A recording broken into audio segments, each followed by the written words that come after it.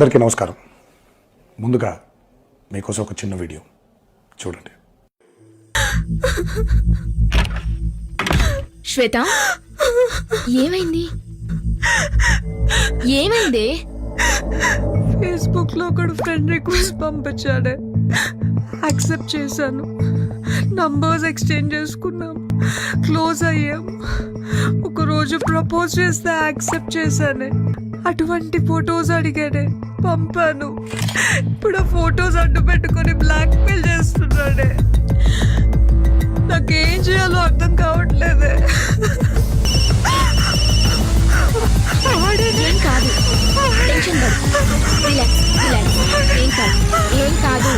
వ్యక్తిగత సమాచారాన్ని సోషల్ మీడియాలో పోస్ట్ చేయకండి. తగు జాగ్రత్తలు వహించండి. అపరిచిత వ్యక్తులతో ఆన్లైన్ పరిచయాలు అనుకోని కష్టాలకు కారణం కావచ్చు. ధైర్యంగా హైదరాబాద్ సైబర్ క్రైమ్ రిపోర్ట్ చేయండి. జాగ్రత్త.